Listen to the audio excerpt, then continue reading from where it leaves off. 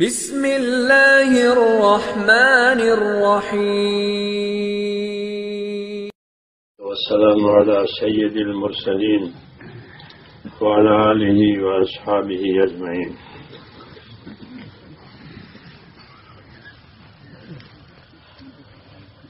میرے پیارے بھائیو، دین جو ہے وہ اللہ کی ایک امانت ہے۔ دین اللہ کی امانت ہے اور اس کی ضمانت، اس کی حفاظت، اس کی اشاعت اللہ نے اپنے بندوں پر رکھی ہے۔ پہلے نبیوں کے ذریعے سے کام کرایا، پھر حضور صلی اللہ علیہ وسلم کے بعد امت سے کام کرائیں گے۔ کوئی نبی نہیں آئے گا بلکہ نبی کے طرز پر، نبی کی سنت پر امت کام کرے گی، کیونکہ یہ امانت ہے۔ اس امانت کو سنبھالنے کے لیے ایک تو اللہ کا یقین اور ایک اللہ کی رضامندی کی فکر، یہ دونوں باتیں ضروری ہے۔ کام کرنے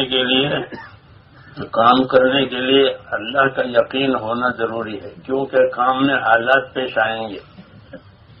نبیوں کے ساتھ بھی حالات پیش آئے، وہ سنگین حالات،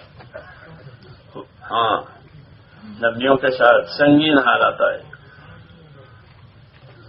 یہاں تک کہ نبی یہ کہہ اٹھے کہ اللہ کی مدد کب آئے گی؟ وَزُلْزِلُوا حَتَّى يَقُولَ الرَّسُولُ وَالَّذِينَ آمَنُوا مَتَىٰ نَصْرُ اللَّهِ۔ اتنے جھنجھوڑے گئے حالات میں کہ وہ نبی اور یہ چیخ اٹھے، اللہ مدد کب آئے گی؟ اس لیے کہ کام جو ہوگا وہ تو اللہ کی مدد سے ہوگا۔ اللہ کام بھی سمجھائیں گے، کام بھی لیں گے، سب کچھ۔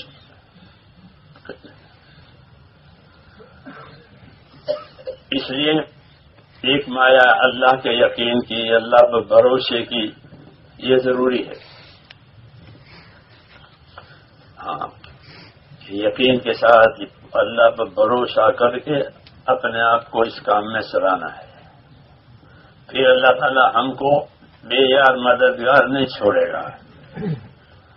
کیونکہ نگاہ اللہ پر ہے، اللہ کے وعدے پر ہے، پھر اللہ ہمیں بے یار مددگار نہ چھوڑے گا۔ حدیث میں ہے کہ اللہ سے امیدوار رہو، ابشروا واملوا۔ بشارت اللہ کی سنو، اللہ کی بشارتیں لو۔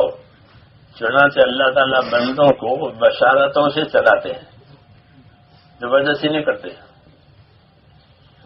نا امید نہیں کرتے، بلکہ اللہ بندوں کو بشارتوں سے چلاتے ہیں کہ ہماری طرف سے تمہیں کام کرنے پر بشارت ہے۔ فبشر عباد، حضور کو حکم ہے کہ بشر عباد الذین یستمعون القول فیتبعون احسنہ، میرے بندوں کو بشارت دو، وہ بندے جو بات کو لیتے ہیں دھیان سے اور عمل کرتے ہیں اچھی طرح سے، حکم کے مطابق، طریقے کے مطابق، ان کو بشارت دو جو بات کو لیتے ہیں دھیان سے، سنتے ہیں، سمجھتے ہیں، سیکھتے ہیں، پوچھتے ہیں اور پھر عمل کو اچھی شکل سے ادا کرتے ہیں، ان کو بشارت دو۔ یہی بندے ہدایت پر ہیں، یہ سمجھدار بھی یہی ہے۔ اولئک الذین ھدی اللہ واولئک ھم اولو الالباب۔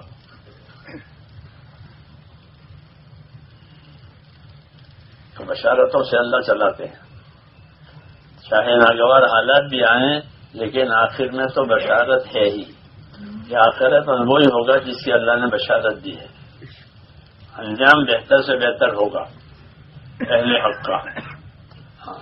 درمیان میں کچھ حالات آئیں گے، جھنجھوڑے جائیں گے، تو وہ ان کو یقین بنانے کے لیے اور اللہ کی طرف متوجہ کرنے کے لیے ایمان والوں پر حالات آتے ہیں تاکہ وہ اللہ کی طرف متوجہ ہو جائیں۔ دوسری چیزوں سے ان کے ذہن اور ان کے دل کٹ جائے کہ ہمارا تو ایک ہی مددگار ہے اور کوئی مددگار نہیں ہے. اس لیے حالات لائے جاتے ہیں. اندرونی حالات بھی ہوتے ہیں، بیرونی حالات بھی ہوتے ہیں. ہاں، دین کے دشمنوں کی طرف سے بھی حالات آتے ہیں. حضرت جی فرماتے ہیں جب دعوت قائم ہوگی تو ایک وقفہ ہوگا تربیت کا، کہ اس میں ان کی تربیت ہوگی، کہ ان پر حالات لاویں گے اور ان کو صبر والا بنائیں گے، تحمل والا بنائیں گے، کہ وہ تحمل سے اور برداشت سے کام لیں گے، صبر سے کام لیں گے. ہاں، اس طرح اپنے آپ کو کھپا کر کے کام کریں گے. اس میں ان کی تربیت ہے، اس میں ان کا رجوع اللہ کی طرف ہو جاتا ہے. ناگوار حالات میں اگر بندوں کا رجوع اللہ کی طرف ہو گیا تو یہ کامیابی ہے. پھر حالات ہٹ جائیں گے اور اللہ سے تعلق ہو گیا. اور اگر ناگوار حالات میں بھی اللہ کی طرف توجہ نہ ہوئی تو یہ زبردست محرومی ہے. کہ حالات پہ اللہ نے ڈالے اور پھر بھی اللہ کی طرف توجہ نہیں ہوئی تو یہ زبردست محرومی ہے. ہاں، اس لیے اللہ تعالیٰ ناگوار حالات کے ذریعے سے اپنی طرف متوجہ کرتے ہیں. پھر جو بشارتیں ان کے لیے ہیں وہ ثابت ہوتی ہے.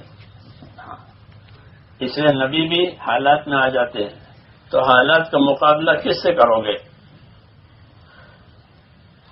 کہ حالات کا مقابلہ دعاؤں سے کیا جائے گا. جی ہاں، دعا اور اپنی قربانی دو، کہ ہماری قربانی ہوگی، ہماری دعا ہوگی، پھر حالات کا مقابلہ ہوگا. اس لیے اللہ نے دعا سے بڑے بڑے حالات بنا دیے، بڑے بڑے حالات. ناممکن کو ممکن بنایا. ایک چیز ناممکن تھی لیکن دعا سے وہ ہو گئی. حضور صلی اللہ علیہ وسلم کا احسان امت پر یہ ہے کہ آپ نے امت کے لیے دعا کا بہت بڑا ذخیرہ چھوڑا ہے. بہت بڑا ذخیرہ دعا کا. یہ ہو جائے تو یہ دعا مانگنا، یہ ہوا تو یہ دعا مانگنا، یہ ہو تو یہ دعا مانگنا. تو بڑی چیز جو ہمارے پاس ہے، اللہ ہمیں اس کی توفیق دے. ایک اپنی ذمہ داری کو پوری کرنا اخلاص کے ساتھ، آخرت کے لیے اپنی ذمہ داری کو پوری کرنا، اور دعا والا بننا. اذا استعنت فاستعن باللہ. ابن عباس سے حضور نے فرمایا کہ لڑکے اگر مدد لینی ہے تو اللہ سے لے، بس دوسرے پر کوئی نظر نہیں، کسی پر بھی. کہ جب مدد لینی ہو تو اللہ سے لے. احفظ اللہ یحفظک. تو اللہ کی باتوں کی نگرانی کر، اللہ تیری نگرانی کرے گا. تو اللہ کی باتوں کی حفاظت کر، اللہ تیری حفاظت کرے گا. تو اللہ کی باتوں کی نگرانی کر تو اللہ کی مدد کو اپنے سامنے پائے گا. تجد اللہ تجاہک. یہ بشارت بھی ہے. اس لیے ہماری نگاہ تو اپنی ذمہ داری پر رہے کہ ہم اپنی ذمہ داری کو اعتدال کے ساتھ کریں. اعتدال ہوگا تو دور تک جا سکیں گے. جی ہاں، سستی ہوگی تو کام نہیں بنے گا، غلو ہوگا تو آگے بڑھ جائیں گے، منزل چھوٹ جائے گی. اس لیے اپنی ذمہ داریوں کو پورے کرنے کے ہمیشہ اللہ سے مدد مانگیں کہ اللہ تو ہم سے ہماری ذمہ داریاں پوری کروا دے. اپنی ذمہ داریاں اللہ سے دکھائیں، اللہ کو دکھائیں کہ یا اللہ یہ میرا عمل ہے. جس حضور صلی اللہ علیہ وسلم نے بدری صحابہ کو اللہ کو دکھائے کہ یا اللہ یہ میری جماعت ہے، یہ میرے بندے ہیں، اگر یہ آج مارے گئے پھر تیرا نام لینے والا کوئی نہیں ہوگا، اس لیے ہماری مدد فرما. تو مدد اتری. جی ہاں، مدد اتری. پانی نہیں تھا اس جگہ، تو راتوں رات بارش ہوئی. جی ہاں، پانی نہیں تھا. پانی پر تو انہوں نے قبضہ کیا تھا ابو جہل نے. کنواں تھا تو وہ ان پر قبضہ تھا. یہاں پانی نہیں تھا تو راتوں رات بارش ہوئی، کیونکہ حضور صلی اللہ علیہ وسلم نے ساری رات دعا مانگی. تو راتوں رات بارش ہوئی، زمین ریتیلی تھی تو ریت کو ہٹا کر کے پانی کو جمع کر لیا، تالاب کی شکل ہو گئی. تو پانی کا انتظام ہو گیا. وہاں بھی پانی برسا تو وہ زمین کچھ کیچڑ جیسی تھی تو ان کا چلنا پھرنا مشکل ہو گیا وہاں پانی سے. ان کے لیے سہولت ہو گئی. دعا سے اللہ تعالی حالات بناتے ہیں. دوسری بات یہ ہوئی کہ ملائکہ نازل ہوئے، فرشتے نازل ہوئے مدد کے لیے، کیونکہ ابو جہل نے 1000 آدمی تیار کیے تھے حضور صلی اللہ علیہ وسلم سے مقابلے کے لیے. پورے عرب میں آگ لگائی تھی، لوگوں کو بھڑکایا تھا مخالفت میں. ان کی بہترین تقریر کرنے والے تقریر کرتے تھے اور لوگوں میں بھر لاتے تھے، زوردار بیان کرتے تھے، آپ کے خلاف بیانات دیتے تھے. بدر کے بعد اس میں سے ایک آدمی گرفتار ہو گیا جو بہت بیان کرتا تھا. حضرت عمر نے کہا کہ اس کی سزا یہ ہے کہ اس کے دانت توڑوا دو، یہ بہت بولتا تھا.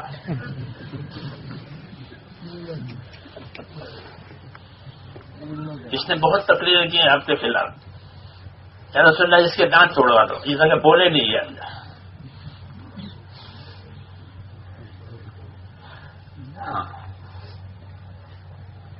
نہیں، یہ دانت نہیں توڑائیں گے، اس کے ہمارا کام نہیں ہے. ان کا غصہ اللہ کے لیے تھا، اس نے کہا کہ اس کے دانت توڑوا دو، یہ بہت بولتا تھا یہ حق کے مقابلے میں. تو آگ لگائی تھی. باطل کا یہ طریقہ ہے کہ حق کو بدنام کرو. ہمیشہ ہر زمانے میں ایک حربہ ہے یہ کہ حق کو بدنام کرو تاکہ لوگوں کی نگاہیں ہٹ جائیں، لوگ بدزن ہو جائیں، لوگ کٹ جائیں. یہ ہر زمانے میں حق کو بدنام کرو، حق والوں کو بدنام کرو، جو حق پر ہیں ان کو بدنام کرو. مکے والے کہتے تھے کہ یہ آدمی مکے میں جب سے ہوا ہے، یعنی حضور صلی اللہ علیہ وسلم، اس نے ہمارے خاندانوں میں تفریق ڈلوائی ہے. موسیٰ علیہ السلام نے جب دعوت چلائی مصر میں، اور مصر میں ان کی نہ ماننے کی وجہ سے فرعونیوں پر حالات آئے، تو وہ کہتے تھے جب سے یہ موسیٰ اور یہ آئے ہیں جب سے ہمارے ملک میں پریشانی ہے، ورنہ ہم بہت آسودہ تھے. ان کی وجہ سے ہو رہا ہے سارا. قالوا طیرنا بک وبمن معک، یہ کہتا تھا وہ موسیٰ سے کہ تمہاری وجہ سے، تمہارے ساتھیوں کی وجہ سے، تمہاری وجہ سے ہماری پبلک کو مصیبت آئی ہے. تو یہ طریقہ ہے کہ حق کو بدنام کرو، حق والوں کو بدنام کرو، تاکہ لوگ ان کی طرف نہ جھکیں. ہر نبی کو ہر زمانے میں مجنون اور جادوگر کہا گیا، ہر زمانے میں. فَكَذَلِكَ مَا رسول اللہ قالو، ہاں یہ کہ ہر زمانے میں یہ ہوا کہ نبی کو ساحر کہتے تھے، نبی کو مجنون کہتے تھے. ہاں ہر زمانے میں. تو یہ طریقہ ہے حق کو بدنام کرو، حق والوں کو بدنام کرو. تو کہ ان کو کہنے دو ایسا وَاصْبِرْ عَلَىٰ مَا يَقُولُونَ، یہ جو کچھ کہہ رہے ہیں بس صبر کر لو، کیوں کہ تمہارے حالات تو ہم بنائیں گے، اللہ کہتے ہیں تمہارے حالات ہم بنائیں گے، تمہارے کام کو ہم چلائیں گے۔ حضور صلی اللہ علیہ وسلم سے یہ کہہ دیا کہ وَرَفَعْنَا لَكَ ذِكْرَكَ، یہ آیت مکے میں اتر گئی ہے الم نشرح میں، کہ وَرَفَعْنَا لَكَ ذِكْرَكَ، ہم نے آپ کا ذکر بلند کر دیا ہے۔ لوگ کہتے تھے کہ اس کے کوئی اولاد نہیں ہے کیونکہ آپ کے بیٹے نہیں تھے، نرین اولاد نہیں تھی، آپ کی بیٹیاں تھی، کہ بھائی اس کا قصہ ختم ہے، یہ کہتے تھے پیچھے کوئی ہے نہیں، اس کا قصہ ختم ہے، یہ آپ کو کہتے تھے۔ اس لیے ان آتے نہ اتری کہ ہم نے آپ کو کوثر دی ہے، خیر کثیر دی ہے، اور کیا آگے انا آتینا کل کوثر فصلی لربک وانحر، آپ نماز پڑھو قربانی دو، ان شانئک هو الابتر، آپ پر عیب لگانے والا وہ نیست و نابود ہو جائے گا۔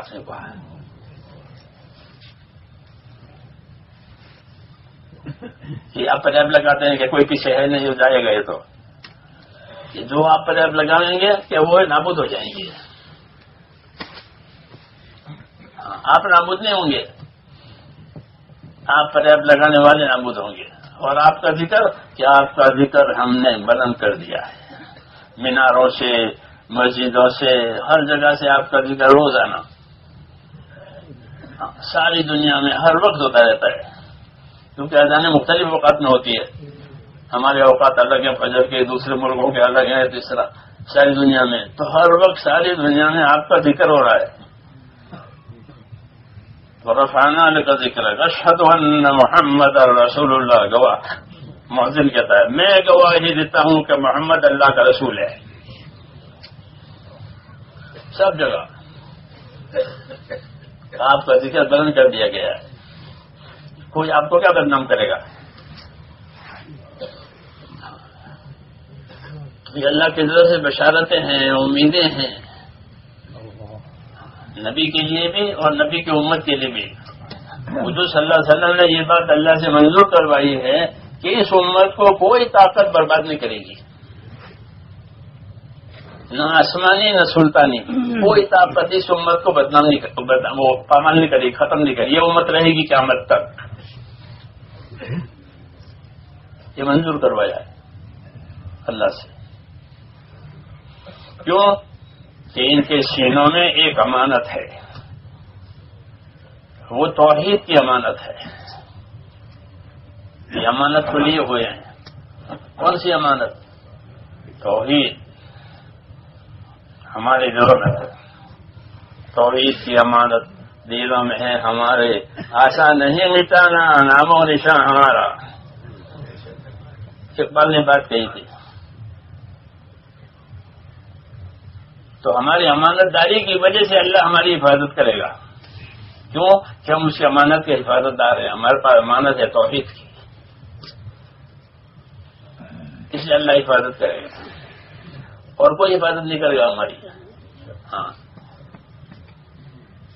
اس لیے پہلی بات ہماری کام کی کہ ہمارا یقین اللہ پر،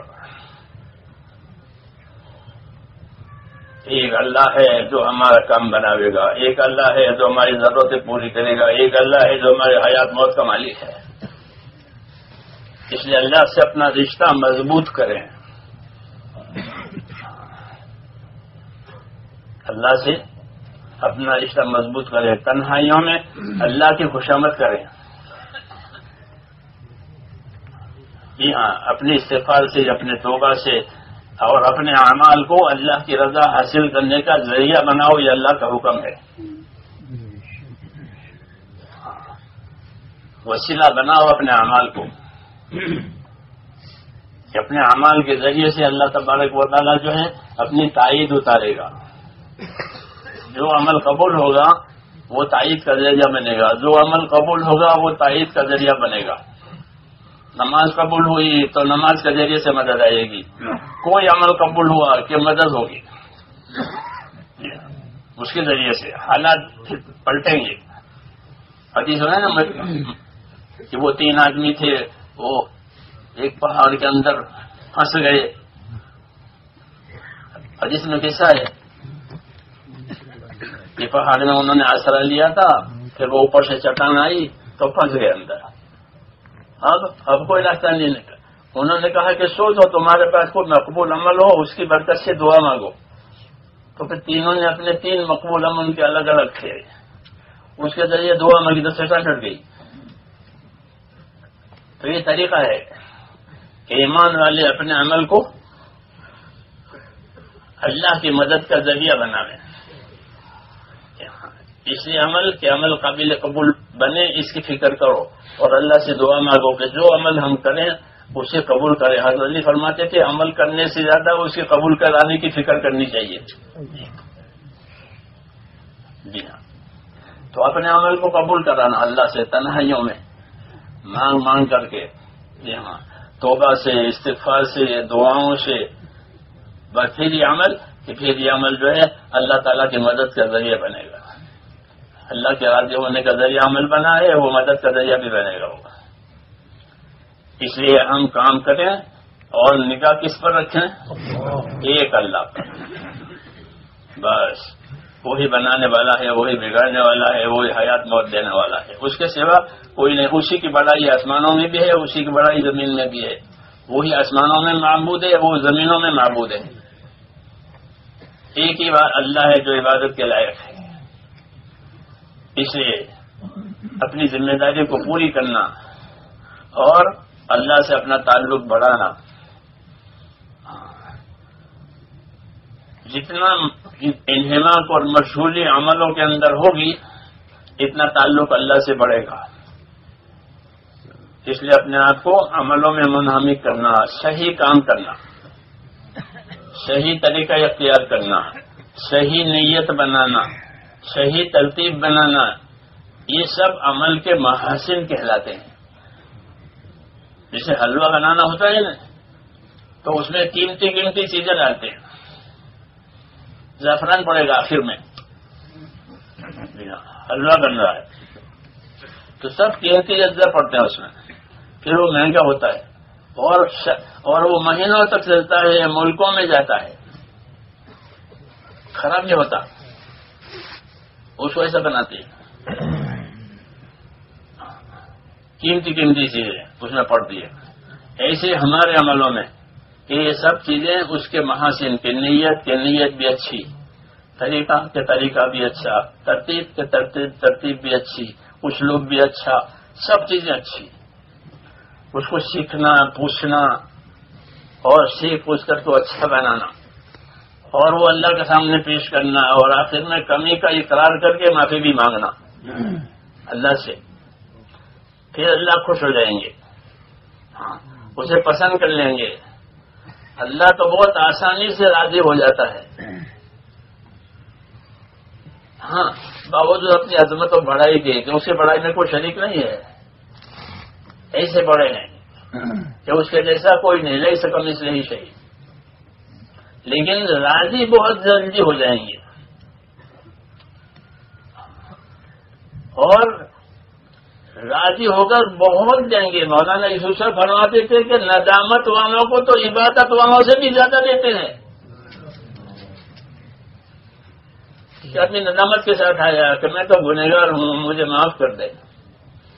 ندامت لے کر آیا ہے، پچھتا کر آیا اللہ کے سامنے اپنے عملوں پر کہ اللہ اسے بہت دے گا. کیوں؟ ندامت لے کر آیا ہے. ندامت والا سچا ہوتا ہے. عبادت والے میں کوئی گڑبڑ بھی ہوتی ہے اندر، لیکن ندامت والے میں کوئی گڑبڑ نہیں ہوتی. گنہگار ہوں یہ کہہ کر گئے تو کہ ان کو اللہ تعالیٰ ایسا انعام دیں گے جیسے متقیوں کو دیتے ہیں. ہاں، سابقوا الى مغفرة من ربكم وجنة عرضها السماوات والارض وعدت للمتقین. سورہ آل عمران کی آیت صحیح ہے. وسارعوا إلى مغفرة من ربكم وجنة أرضها السماوات والأرض أعدت للمتقين الذين ينفقون في السراء والضراء والكاظمين الغيظ والعافين عن الناس واللہ یحب المحسنین. یہ تو یہ ہوا کہ نیکی کی طرف سبقت کرو، ایک ایسی جنت کی طرف سبقت کرو جس کی چوڑائی آسمان زمین کے برابر ہے. تو چوڑائی آسمان زمین کے برابر ہے تو لمبائی کتنی ہے یہ وہ تو بتایا ہی نہیں ہے، کیونکہ ہمیشہ لمبائی زیادہ ہوتی ہے ہر چیز کی چوڑائی کے مقابلے میں. تو کوئی دوسری مثال ہے نہیں جس کو بندے سمجھے. آسمان زمین تو چوڑائی میں آ گئے، اب لمبائی سمجھانے کے لیے کچھ نہیں ہے. تو ان کی سمجھ پر چھوڑ دیا کہ نماز کی صف جو ہے نا 4 فٹ چوڑی ہوتی ہے اور لمبی تو وہاں تک ہوتی ہے. ہاں لمبی لمبی بناتے ہیں، جتنی مسجد کی ہے لمبائی جتنی لمبی، چوڑائی 4 ساڑھے 4 فٹ کی سیدھا ہو جا رہا ہے. تو زمین آسمان کی چوڑائی کتنی؟ وہ جنت کی چوڑائی زمین آسمان کے برابر تو چوڑائی میں ہے، لمبائی کیوں نہیں بتائی. وہ کس کے لیے تیار کی ہے؟ کہ پرہیزگاروں کے لیے. ہاں کہ وہ تنگی میں بھی خرچ کرتے ہیں اور وسط میں بھی خرچ کرتے ہیں اور گناہ اور اپنے غصے کو پی جاتے ہیں. ہاں غصہ دبا لیتے ہیں، غصہ نہیں جاری کرتے، اپنا غصہ پی جاتے ہیں اور خرچ کرتے ہیں، تنگی ہو تب بھی سہولت تب بھی. ایسے نیکوکاروں کو اللہ پسند کرتے ہیں، اس لیے ان کے لیے جنت تیار کی ہے. تو ان کے لیے جنت تیار ہوئی، پھر اور جنت ان کے لیے بھی تیار ہے کہ جن سے گناہ ہو گیا. کیا ہو گیا؟ گناہ ہو گیا. والذین اذا فعلوا فاحشۃ او ظلموا انفسهم فاستغفروا اللہ.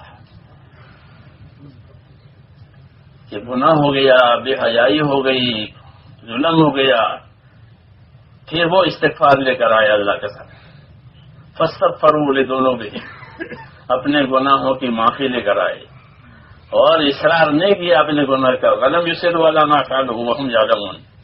تو کہ ان کے لیے بھی ہے اولئک جزاؤہم مغفرۃ من ربہم وجنات تجری من تحتها الانہار خالدین فیہا. یہاں تک نعم اجر العاملین کا مطلب اور ہے. جی ہاں کہ ان کے لیے بھی جنت ہے، کیونکہ استغفار لے کر آئے ہیں، متقی نہیں ہیں، گنہگار ہیں، لیکن استغفار لے کر آئے ہیں، معافی لے کر آئے ہیں کہ یا اللہ ہم نے تو گناہ کیے، ربی ظلمت نفسی وعملت سوءا اليوم. اے اللہ میں نے ظلم کیا ہے، میں نے برائی کی ہے، تو مجھے معاف کر دے. یہ لے کر آئے ہیں کہ ان کے لیے بھی جنت ہے، ایسی جنت ہے جس کے نیچے سے نہریں جاری ہیں اور وہ سدا اس میں رہیں گے. ٹائم پرواہی نہیں، سدا رکھیں گے اس کو جنت میں. یہ تو کہا کہ یہ تو میں تمہاری ندامت پر کروں گا کہ تم ندامت لے کر آئے، پچھتاوا لے کر آئے، معافی لے کر آئے. تو جیسے متقین کو اتاریں گے جنت میں، آپ کو بھی اتاریں گے. باقی نعم اجر العاملین، عمل کرنے والوں کا اجر تو الگ ہی ہے. یہ تو بغیر عمل والوں کو دیا ہے، معافی والوں کو دیا ہے. باقی عمل کر کے لے کر آؤ گے کہ وہ تو پھر اور ہے. نعم اجر العاملین کہ عمل کرنے والوں کا اجر تو کچھ اور ہی ہے. یہ کہا یہ تو معافی پر دے رہا ہوں کہ معافی مانگ رہے ہیں، گناہ کا اقرار کر رہے ہیں، توبہ کر رہے ہیں، رو رہے ہیں کہ ان کی بھی قدر ہے ہمارے یہاں. تو مولانا یوسف صاحب فرماتے تھے کہ ندامت والوں کو زیادہ دیں گے. کام تو کیا نہیں ہے، گناہ لے کر آئے لیکن معافی لے کر آئے. اس لیے اللہ کا دربار میرے بھائیو ایسا ہے کہ کوئی نا امید نہ بنے. بہت بڑا دربار ہے، بہت بڑا دربار، کوئی نا امید نہ بنے. ہاں نعم اجر العاملین، یہ مہر لگائیے. جو عمل کریں گے ان کے ساتھ تو معاملہ الگ ہے، یہ تو معافی والے ہیں. باقی عمل کرنے والوں کا معاملہ الگ ہے. اللہ کو عمل دکھاؤ کہ عمل کرنے والوں کے ساتھ تو اللہ کا معاملہ ہی الگ ہے. انہیں بڑا چڑھا کر کے دیں گے، جتنا ان کا عمل ہے اس سے کئی گنا بڑھا دیں گے اس کو. وَإِن تَكُ حَسَنَةً يُضَاعِفْهَا وَيُؤْتِ مِن لَّدُنْهُ أَجْرًا عَظِيمًا. کہ اگر حسنہ اور نیکی لے کر آئے، عمل کر کے آئے ہیں، کہ ہم تو اس نیکی کو بڑا چڑھا کر دیں گے. یہ تجارت ایسی ہے کہ اس میں کھوٹی نہیں ہے، بڑھتی رہتی ہے تجارت، نفع ہوتا ہی رہتا ہے اس کے اندر. اس لیے اپنے اندر اخلاص پیدا کرنا ہے. مخلص مانتا بھی ہے اور مخلص عمل بھی کرتا ہے، اور مخلص سے بھول ہو جائے تو ہاتھ بھی جوڑتا ہے، مجھ سے بھول ہو گئی. یہ مخلص ہے کہ مجھ سے بھول ہو گئی. اپنی بھول پر باقی نہیں رہتا. اپنی بھول پر باقی رہنے والا شیطان ہے. وہ اپنی بھول نہیں چھوڑتا.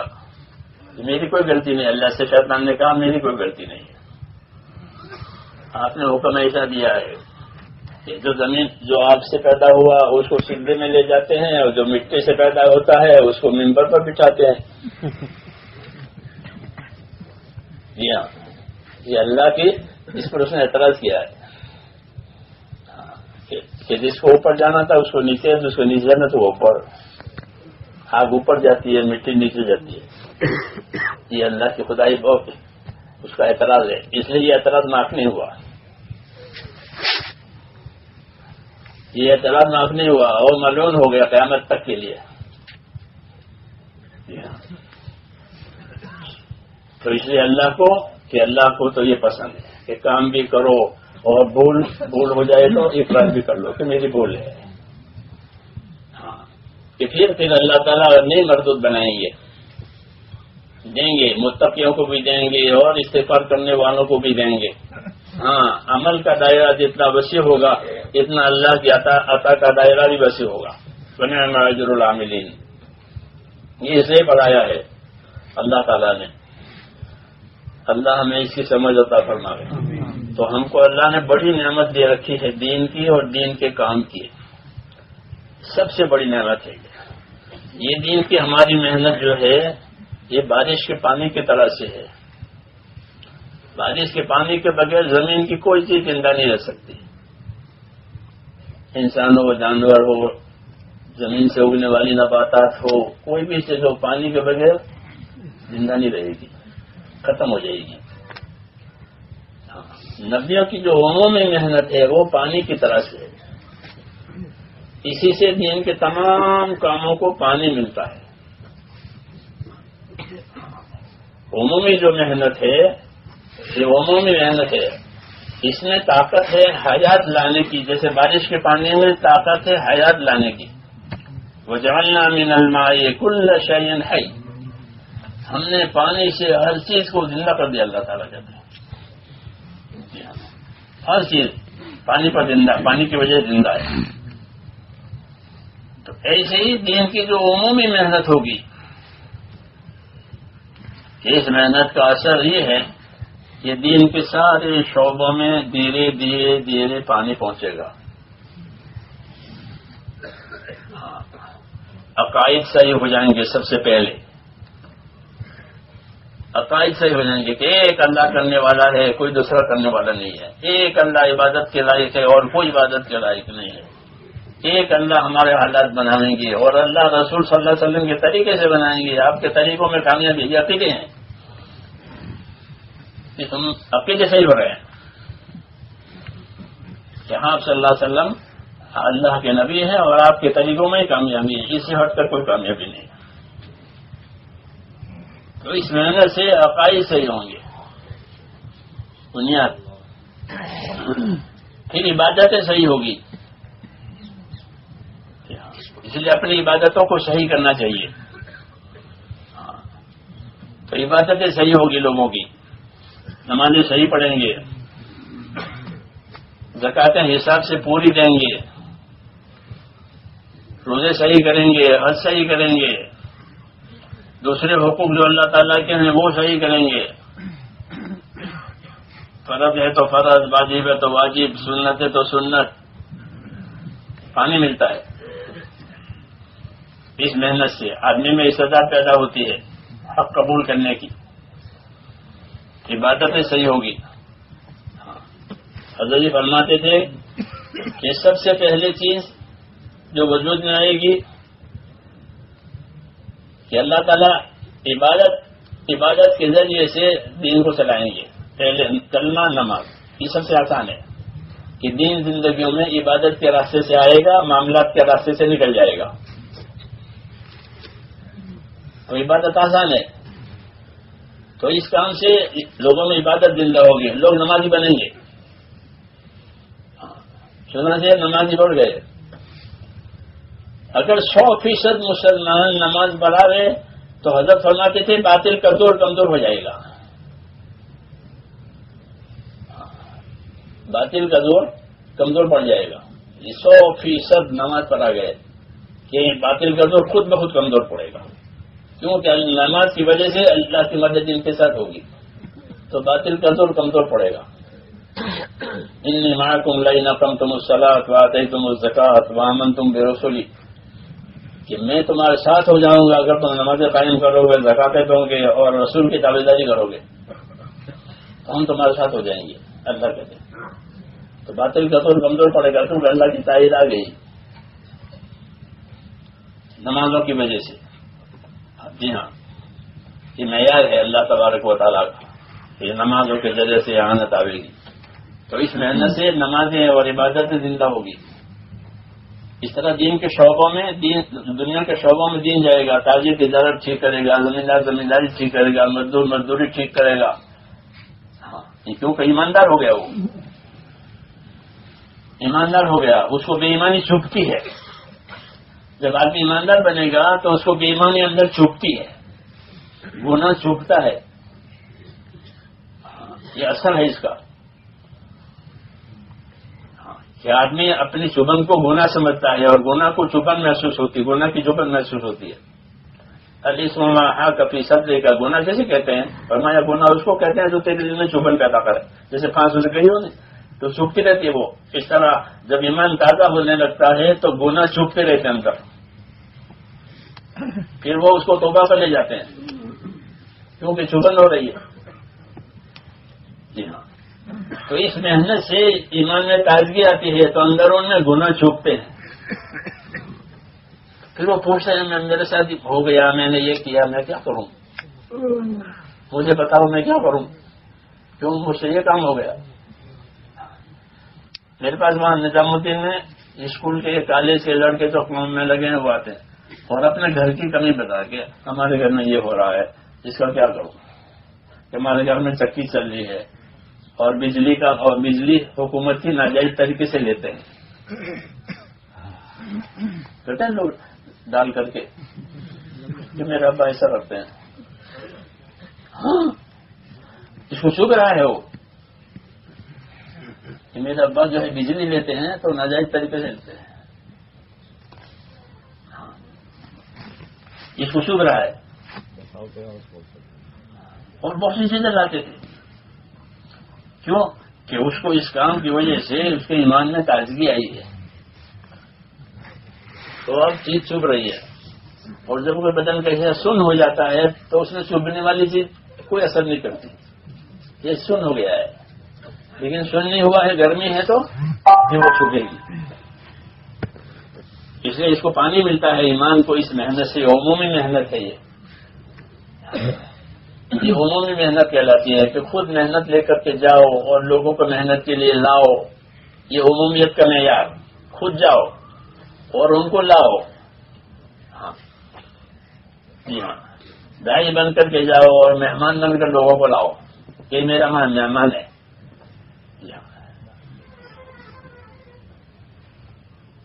یہ عمومی محنت، اس کی یہ تاثیر ہے کہ اندر ایمان تازہ کرتی ہے. یہ تو چبھن پیدا ہوتی ہے، گناہ ختم نہیں ہوتا. نہیں تو گناہ کر کے بھول جاتے ہیں، گناہ بھی گئے بھول بھی گئے. فمن اظلم ممن ذکر بآیات ربہ ثم اعرض عنہا ونسی ما قدمت یدہ. تو اسے ظالم کون ہوگا کہ جن کو اللہ کی باتیں سمجھائی گئی لیکن اس نے منہ موڑ لیا اور گناہ بھی گیا، گناہ کر کے بھول بھی گیا. تو اس سے زیادہ ظالم کوئی نہیں ہے. تو الحمدللہ وہ چیزیں ختم ہو رہی ہے. کہ ہم سمجھاتے ہیں تو لوگ سمجھتے ہیں، پھر لیتے ہیں لوگ اور مانتے ہیں اور مان کے چلتے ہیں، پھر پوچھتے ہیں، کوئی بات چبنے گئی تو چبنے کا مسئلہ لاتے ہیں، علماء کرام سے پوچھتے ہیں کہ یہ کیا ہے۔ ایک آدمی مجھے اجتماع ہوا ہریانے کا، اپنی خدمت میں تھا، گاڑی واڑی لا، مجھے کہا کہ نظام الدین میں نے آپ سے بات پوچھی تھی۔ میں کیا پوچھا تھا کہ میرا جو کاروبار تھا اس میں حرام تھا، تو میں آپ کے پاس آیا تھا کہ میرے کاروبار میں فلاں چیز یہ چیز حرام ہے اندر، تو میں کاروبار چھوڑ دوں، یہ میں نے رائے رکھی تھی۔ تو مجھے کل کے تو نے یہ رائے دی کہ کاروبار مت چھوڑو، حرام کو نکال دو۔ مجھے کچھ یاد نہیں، وہ پورا قصہ سنا رہا تھا۔ میں نے کہا کاروبار کو تو چھوڑو مت، لیکن جو اندر حرام ہے وہ نکال دو۔ تو نے سہارنپور جا کر علماء کرام سے پوچھا ہوگا، وہی کا ہے۔ تو انہوں نے بتایا کہ یہ چیزیں آپ کے کاروبار میں ناجائز ہے، اس کو ختم کرو۔ تو کب میں نے وہ ختم کر دی۔ اب میرا کاروبار صاف ستھرا ہے، دودھ کی ڈیری ہے، یہ ہے وہ ہے، اور بہت راحت ہے، اور یہ گاڑی ہے، اور لڑکے کام کر رہے ہیں، اور خوب خیر ہوئی ہے۔ مکھن لا کے کھلاتے تھے مہمانوں کو کہ یہ ڈیری کا مکھن ہے۔ میں کیا کرتا، میں کچھ نہیں کرتا، میرے لڑکے کام کرتے ہیں، وہ بھی لگے کام پر، تو حرام بھی نکل گیا۔ تو حرام سے بچنے کی طاقت پیدا ہو جاوے، یہ بڑی طاقت ہے۔ حضور صلی اللہ علیہ وسلم فرماتے ہیں اتق المحارم تکن عابد الناس، کہ تو حرام سے بچ جا، پھر تو خدا کا سب سے بڑا عبادت گزار ہے۔ تو اس کام میں یہ اثر ہے کہ آدمی ایمان کی طاقت اندر بڑھتی ہے، اندر اللہ خوف پیدا ہوتا ہے، تو وہ پھر حرام اس کو چھوٹتا ہے کہ وہ نکل جاتا ہے حرام زندگی میں سے پوچھ کر کے۔ یہ عمومی محنت ہے بارش کی طرح سے، تو بارش ہر چیز زندہ ہوتی ہے، اس طرح اس محنت سے ہر خیر زندہ ہوگی اور ہر طبقے کو فائدہ ہوگا۔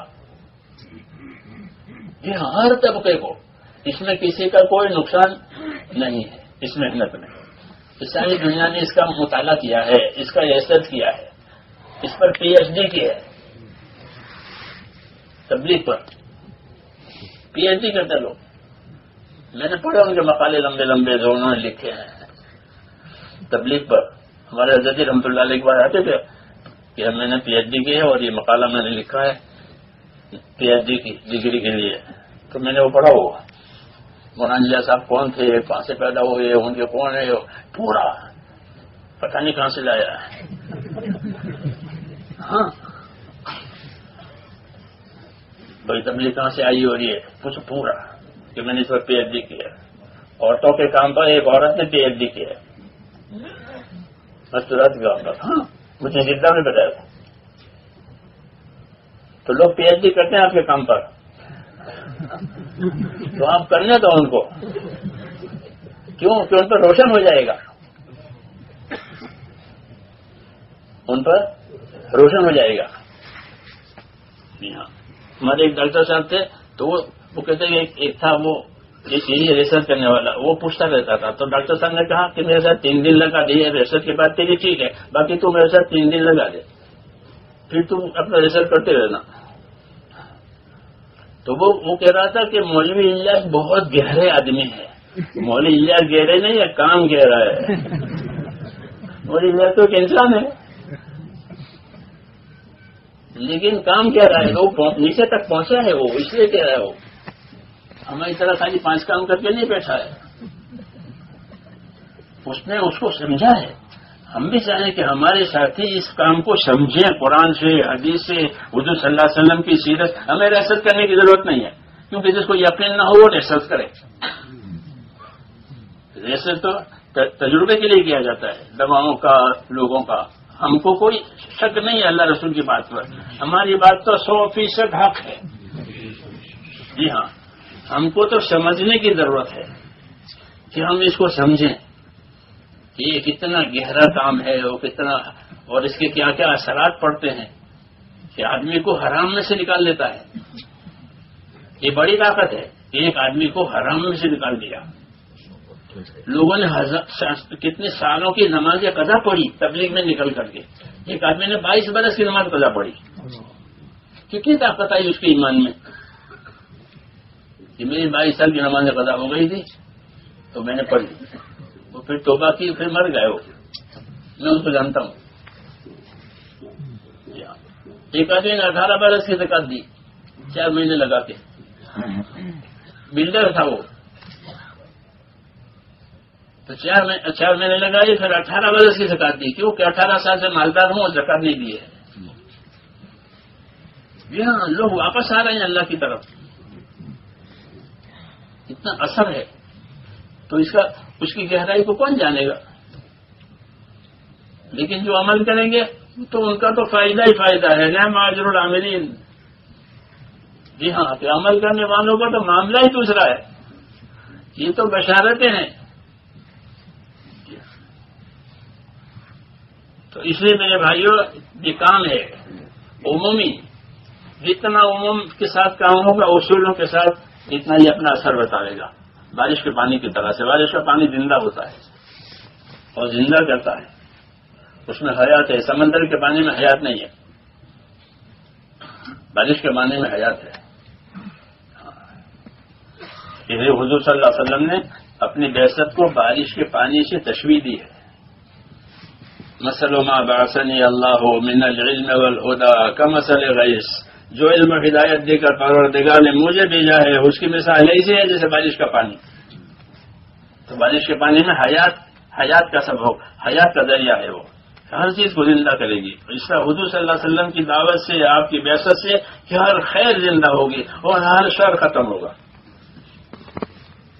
اس میں تاثیر ہے. اس لیے اس یقین کے ساتھ کریں کہ ہمیں جو اللہ نے جو چیز دی ہے وہ 100% صحیح ہے. دین کے جتنے کام ہیں یہ سب صحیح ہے. ٹوٹ پنجا نہیں بننا ہے کہ ہماری تبلیغ صحیح ہے باقی کام غلط ہے. ایسا نہیں ہے. دین کے جتنے کام ہیں جس کی شریعت میں جگہ ہے کہ وہ سارے کام حق ہے. ہم اس حق کے مددگار ہیں. اپنے کام کو مقصد بنائیں گے, باقی حق کے کاموں میں مددگار بنیں گے. ایسا رہنا ہے. جو ہمارے پاس کام ہے وہ ہمارا مقصد ہے, ہم اس پر اپنی پوری طاقت لگائیں گے.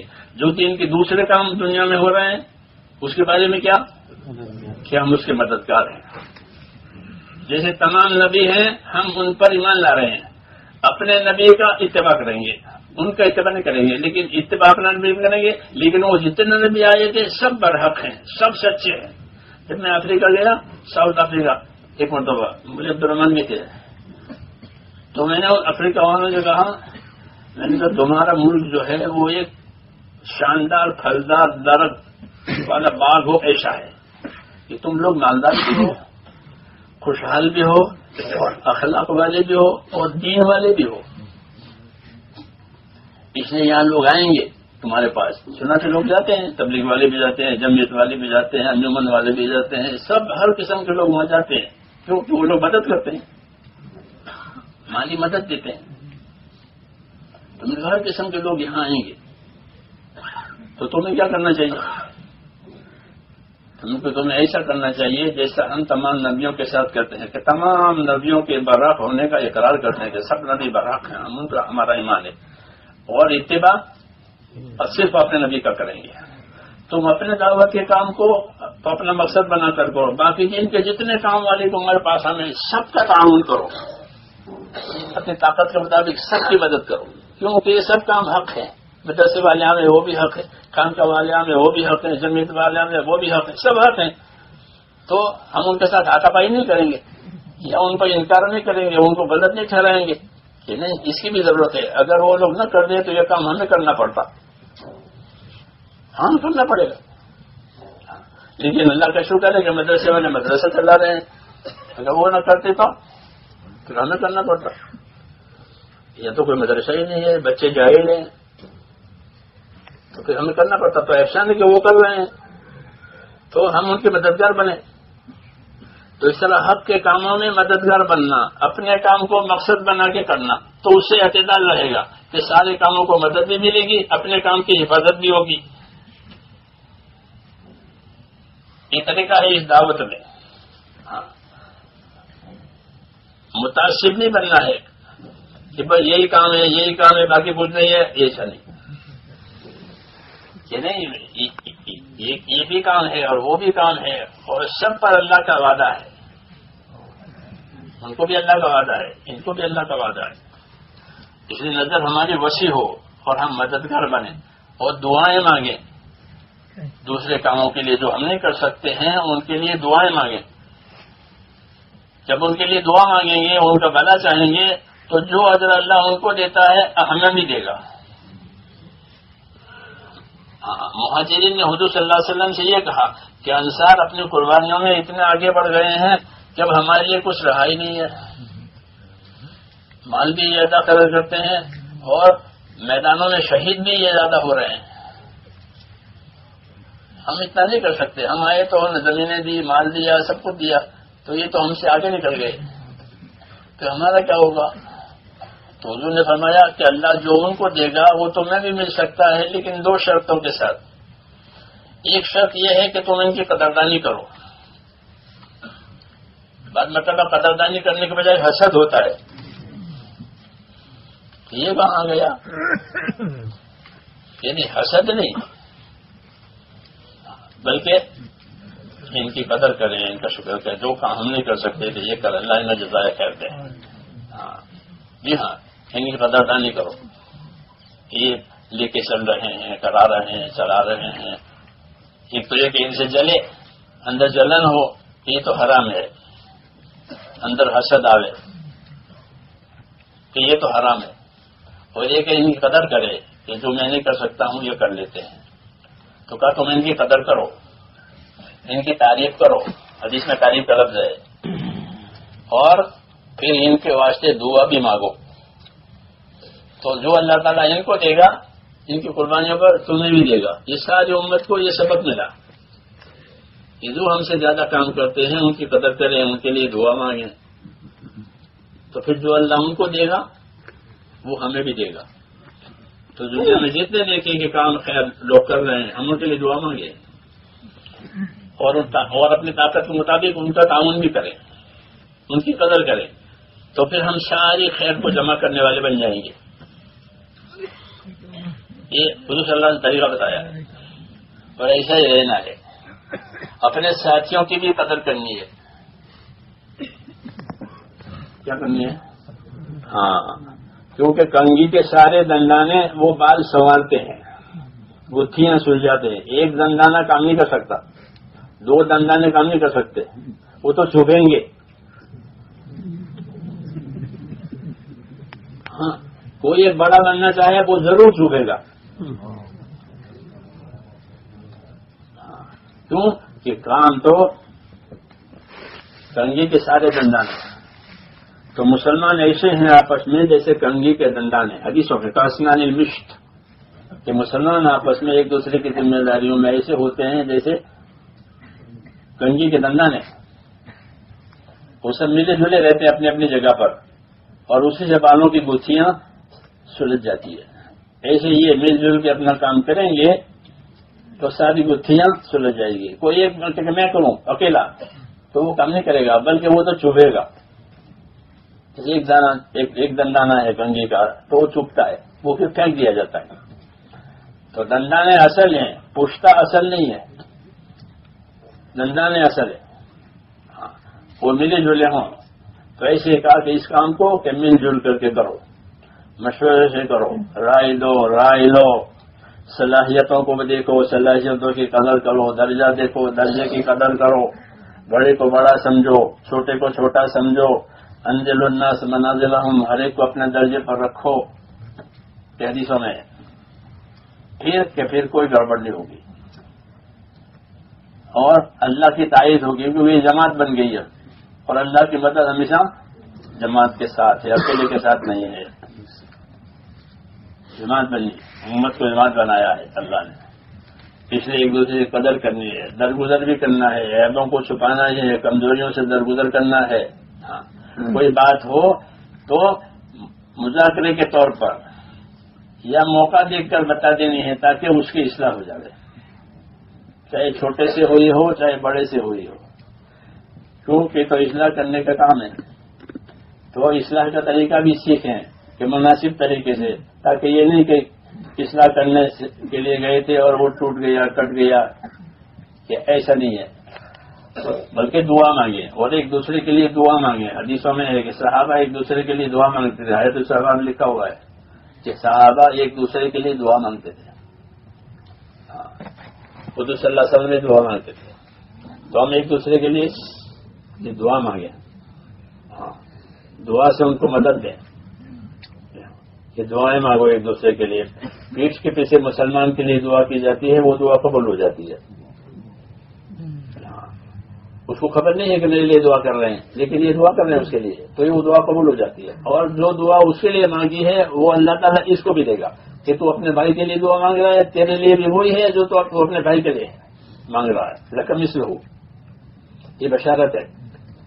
تو ایک دوسرے کے لیے دعا مانگے، پوری امت کے لیے دعا مانگے، پوری انسانیت کے لیے دعا مانگے کہ اللہ تعالیٰ ہدایت کو عام کرے، تاکہ ہدایت عام ہو جائے، اپنی دعاؤں سے اپنی محنتوں سے اپنے کام کو مدد پہنچاویں، اور اللہ سے ہمیشہ کچھ اچھا گمان رکھے۔ حدیث میں ہے کہ اپنے خدا سے اچھا گمان رکھو، موت تک اچھے گمان کے ساتھ کام کرو کہ اللہ کرے گا، اللہ کرے گا، اللہ کرے گا۔ جی ہاں، اچھا گمان رکھو اللہ کے ساتھ، جی ہاں، تو پھر اللہ گمان کے مطابق معاملہ کرے گا۔ جابر بن عبداللہ فرماتے تھے کہ حضور صلی اللہ علیہ وسلم نے اپنی موت سے 3 دن پہلے مجھ سے فرمایا کہ جابر، تمہاری موت اس حالت میں آنی چاہیے کہ تمہارا گمان خدا کے ساتھ اچھا ہو۔ تو اللہ سے اچھا گمان، پھر اللہ وہی کرے گا جو ہمارے گمان میں ہے۔ یہ بہت بڑی بات اللہ نے کہہ دی ہے، کہنا عند ظن عبدی بھی، نہیں تو اللہ تعالیٰ کے معیار کو کون پہنچ سکتا۔ تو اللہ سے اچھا گمان کرنا اور اپنی ذمہ داری امانت داری سے پوری کرنا، اور حالات کے مقابلے میں دعائیں بڑھانا۔ ہمیشہ نبیوں نے حالات کے مقابلے میں دعائیں بڑھائی ہے اور دعاؤں سے ہی اپنے حالات کو حل کروایا ہے۔ دعائیں کہ ان کی دعاؤں نے کام کر دیا، بس مسئلہ ختم ہو گیا، دعا مانگی مسئلہ ختم ہو گیا، دعا مانگی مسئلہ حل ہو گیا۔ جو مشکل مسائل تھے وہ ختم ہو گئے، کس سے؟ دعا سے۔ جو مسئلے حل نہیں ہو رہے تھے وہ دعا سے حل ہو گئے۔ کہ امت دعا والی ہے، یہ اللہ سے دعا مانگ کر اپنا کام کرائے گی، اللہ کام کرے گی، اللہ سے اپنی دعاؤں سے اپنا کام کرے گی۔ عبداللہ آپ کہتے تھے کہ اللہ سے کام کرواؤ، کہ اللہ سے کام کرواؤ، کیا مطلب ہے؟ کہ درخواست کھڑا کرو کہ اللہ تو یہ کر دے، اللہ تو یہ کہتا، اور تو دوسرا کوئی کرنے والا ہے ہی نہیں، کہ اللہ سے کام کرواؤ۔ تو نبیوں نے اللہ سے کام کروائے ہیں، ہم کس سے کام کروائیں؟ کہ اللہ سے۔ اولاد مانگی ہے تو اللہ سے مانگی ہے، یہاں سب کچھ قرآن شریف میں ہے، تو مانگے اللہ سے، امید کے ساتھ مانگے اور نا امید نہ بنے، اور دعا مانگتے مانگتے اٹھتا ہٹ بھی نہ آئے کہ میں تو بہت دنوں سے دعا مانگ رہا ہوں، کچھ بھی نہیں ہو رہا، یہ مت کہو، منع ہے کہ اگر یہ کہو گے تو پھر یہی ہو جائے گا کہ کچھ نہیں ہوگا، کہ نہیں، کبھی اللہ اپنی قبولیت کو دیر سے ظاہر کرتے ہیں۔ مولوی سعید خان صاحب فرماتے تھے کہ صفا مروا پر دکانیں تھی پہلے، ہم نے تو نہیں دیکھی، تو میں نے کئی برسوں تک دعا مانگی کہ یا اللہ صفا مروا سے یہ دکانیں ہٹا،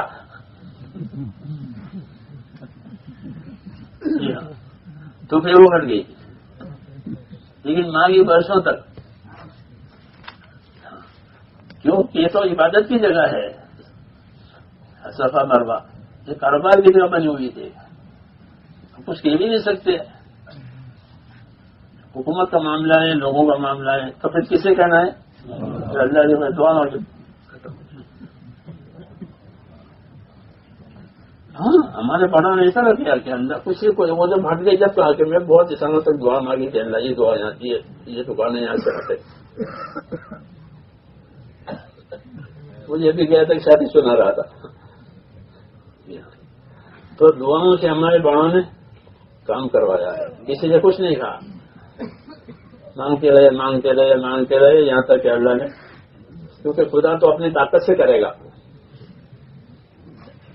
ہم اپنی طاقت سے نہیں کریں گے، اللہ اپنی طاقت سے کرے گا، تو اللہ کی طاقت یہ بہت بڑی، اس لیے کہا کہ اللہ سے کرواؤ، مسئلہ اللہ سے حل کرواؤ، اس لیے دعا مانگتے رہے مانگتے رہے مانگتے رہے، دعا جمع ہوتی ہے، برباد نہیں ہوتی، امیدوار رہے اللہ سے، ابشروا وحملوا ما یسرکم، اپنی ذمہ داری پوری کرنا، اپنے تقاضے پورے کرنے کی کوشش کرنا، امانت داری کے ساتھ رہنا، یہ ہم کو سکھایا ہے، اس کام نے بھی اللہ رسول نے بھی، اللہ مجھے بھی توفیق دے، آپ کو بھی توفیق دے۔